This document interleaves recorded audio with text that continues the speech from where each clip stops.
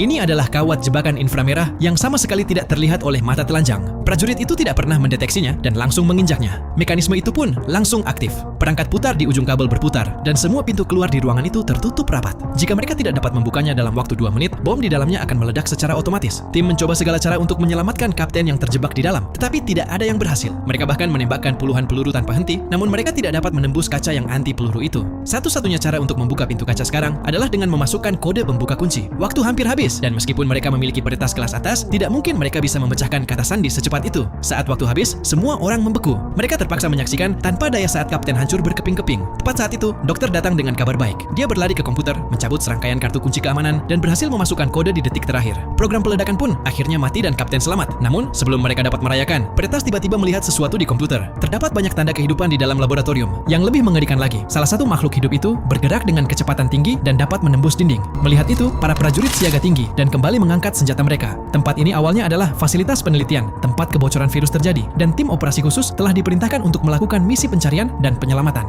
Setelah masuk, mereka menemukan bahwa hanya dokter yang selamat. Semua orang lain telah tewas akibat infeksi virus. Untuk mengendalikan situasi, pasukan bersiap dan bergerak ke pintu masuk laboratorium. Pintu baja itu penuh dengan lubang peluru dan darah yang masih basah di sekitarnya menunjukkan bahwa baku tembak baru saja terjadi. Hal itu semakin meningkatkan ketegangan. Mereka dengan cepat membentuk formasi pertahanan di luar laboratorium. Tetapi ketika pintu baja terbuka, ada pintu baja lain di baliknya yang dilas rapat. Itu berarti sesuatu yang benar-benar mengerikan pasti tersembunyi di dalamnya. Meskipun demikian, tidak ada yang berpikir untuk mundur. Mereka langsung meledakkan pintu dengan C4. Jimmy, si penembus pertahanan tim, masuk lebih dulu. Dia menyisir seluruh laboratorium, tetapi tidak menemukan sesuatu yang luar biasa. Saat Jimmy lengah,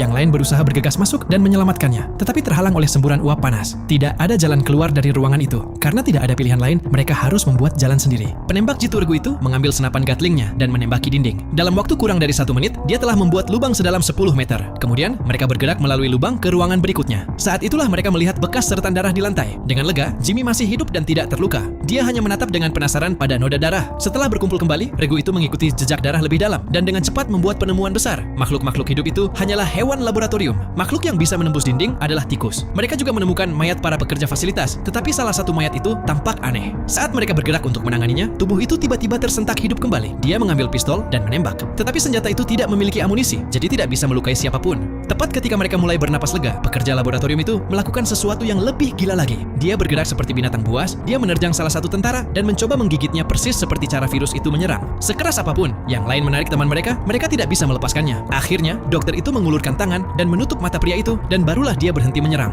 Jika kalian penasaran dengan kelanjutannya, silahkan tonton filmnya secara full. Film ini berjudul Paragraph 78 yang dirilis pada tahun 2007.